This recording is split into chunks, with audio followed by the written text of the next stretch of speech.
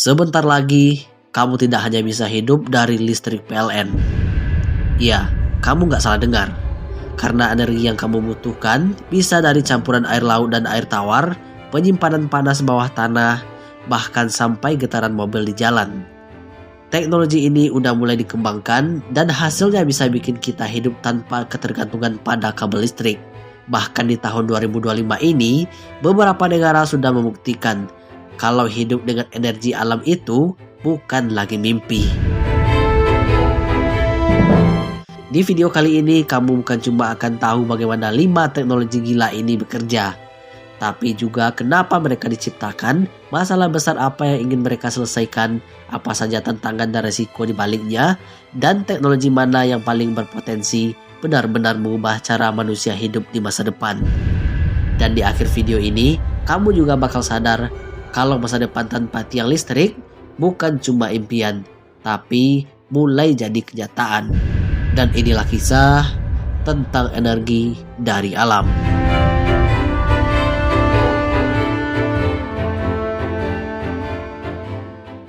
Yang pertama, osmosis electricity. Listrik dari campuran air laut dan air tawar. Di Belanda, ilmuwan menemukan cara menghasilkan listrik hanya dari air laut dan air tawar. Konsepnya sederhana tapi jenius. Saat air laut dan air tawar bertemu, ada perbedaan kadar garam yang menciptakan tekanan alami, yang disebut tekanan osmotik. Nah, tekanan ini bisa diubah jadi energi listrik. Bayangin kayak dua tim yang dorong pintu dari arah berlawanan, energi dorong itu diambil dan dikonversi jadi listrik. Teknologi ini disebut Blue Energy dan sudah diuji di Belanda dan berhasil menyalakan ratusan lampu. Teknologi ini pertama kali dikembangkan karena dunia butuh sumber energi yang nggak tergantung cuaca.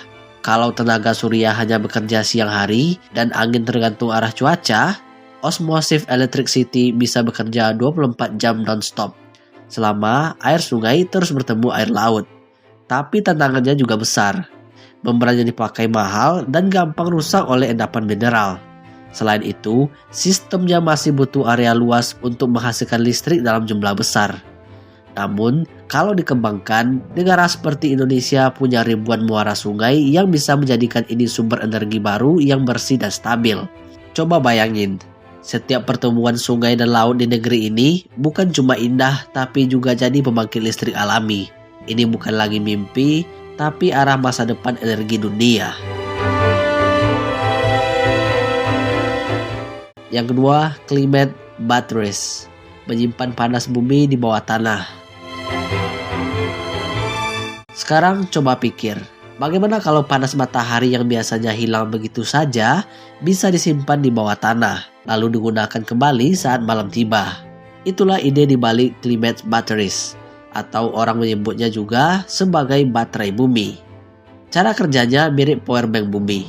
Saat udara luar panas, sistem pipa mengalirkan panas itu ke dalam tanah lalu menyimpannya.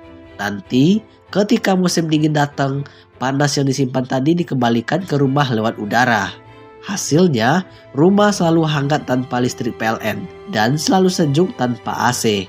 Analogi simpelnya kayak kamu nyimpen air panas di termos siang hari, lalu malamnya kamu pakai buat bikin kopi. Bedanya, yang disimpan di sini bukan air panas, tapi energi panas bumi. Teknologi ini lahir karena masalah terbesar energi terbarukan adalah penyimpanan. Kita punya banyak energi dari matahari, tapi nggak bisa menyimpan lama. Nah, bumi ternyata bisa jadi bank panas yang alami dan efisien. Tapi tentu ada tantangannya.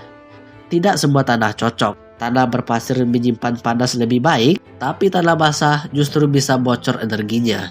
Selain itu, biaya instalasi masih cukup tinggi karena butuh perhitungan geologi yang akurat. Teknologi ini bisa menghemat sampai 80% energi rumah tangga dan beberapa proyek di Swedia dan Jerman bahkan sudah beroperasi sepanjang tahun dengan hampir nol listrik eksternal. Bayangin, kalau konsep ini diterapkan di daerah panas kayak Indonesia, kita bisa punya rumah yang bernafas sendiri dengan energi bumi. Yang ketiga, air minum dari udara. Atmospheric Water Generator. Sekarang bayangin kamu hidup di daerah yang jarang hujan. Gak ada sungai, gak ada sumber air, tapi kamu tetap bisa menyalakan keran dan mendapatkan air segar. Kedengarannya mustahil, inilah teknologi Atmospheric Water Generator atau AWG, alat yang bisa memeras air dari udara di sekitar kita. Cara kerjanya mirip AC di rumahmu. Ketika udara lembab melewati bagian pendingin, uap air di udara mengembun menjadi tetesan air. Air itu dikumpulkan, disaring, dan siap digunakan. Teknologi ini muncul karena banyak wilayah di dunia yang kekurangan air. Padahal udara di sana lembab dan penuh potensi. Dengan alat ini, daerah tandus pun bisa punya sumber air mandiri. Tapi tantangannya, mesin ini butuh energi besar untuk proses pendinginan. Jadi kalau masih pakai listrik biasa, malah bisa kontraproduktif. Makanya, para ilmuwan kini fokus mengembangkan AWG dengan panel surya, biar sistemnya benar-benar hijau dan mandiri. Fakta uniknya, banyak startup dan lembaga riset dari Amerika, India, dan bahkan Thailand sudah mengembangkan versi portable dari teknologi ini. Beberapa model bisa menghasilkan 20-30 liter air bersih per harinya hanya dengan tenaga surya. Bayangin kalau kamu punya alat ini di rumah, kamu bisa tetap punya air bersih bahkan di tengah bencana atau pemadaman total. Air, udara, dan sinar matahari, 3 hal gratis dari alam. Dan sekarang semuanya bisa kamu ubah jadi sumber kehidupan. Yang keempat, microalgae solar panel. Panel surya yang menumbuhkan alga. Panel surya sudah umum, tapi bagaimana kalau panel itu juga bisa menghasilkan oksigen?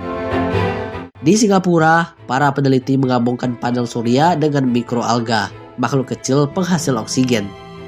Jadi, saat matahari menyinari panel ini, 2 hal terjadi bersamaan.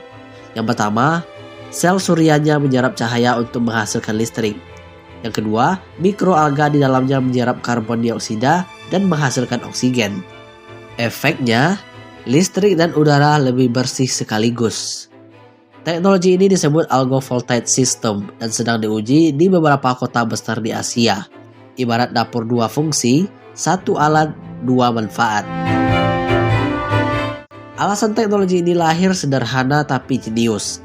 Ilmuwan ingin menggabungkan 2 hal sekaligus, energi terbarukan dan ekosistem alami.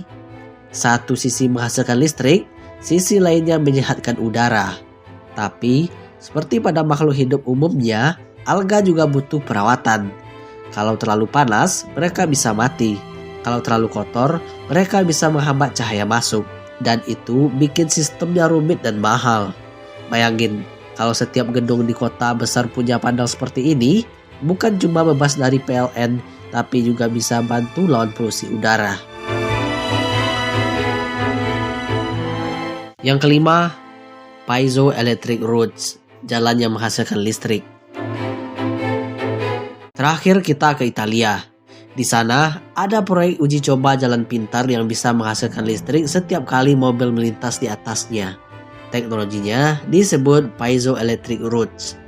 Cara kerjanya, getaran dari kendaraan ditekan ke sensor di bawah aspal, dan sensor itu mengubah tekanan jadi energi listrik. Hasil listriknya bisa digunakan untuk lampu jalan atau rambu lalu lintas. Teknologi ini lahir dari ide sederhana. Setiap hari, miliaran mobil di seluruh dunia menghasilkan energi dari getaran yang terbuang percuma. Jadi, kenapa nggak kita manfaatkan? Tapi sayangnya, tantangannya juga besar. Material piezoelektrik masih mahal, dan listrik yang dihasilkan per meter jalannya masih kecil. Tapi seiring waktu, kalau biayanya turun, jalan-jalan kota bisa jadi sumber daya tersembunyi yang menyala tanpa henti. Memang belum skala besar, tapi bisa jadi solusi kota masa depan yang semakin macet, malah semakin banyak listrik. Kalau kamu perhatikan, semua teknologi tadi lahir dari satu pernyataan sederhana. Bagaimana cara kita hidup lebih pintar tanpa merusak bumi. Mulai dari air laut, tanah, udara, cahaya matahari, sampai getaran jalan raya, Semuanya ternyata bisa jadi sumber energi. Kita cuma perlu cara yang tepat untuk memanfaatkannya. Tentu, belum semuanya sempurna. Masih ada tantangan biaya, efisiensi, dan skala. Tapi ingat, dulu panel surya juga dianggap mustahil. Tapi sekarang, semua orang bisa pasang di rumahnya.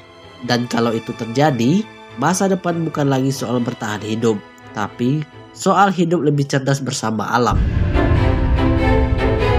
Jadi, dari kelima teknologi tadi, mana yang paling kamu ingin punya di rumahmu?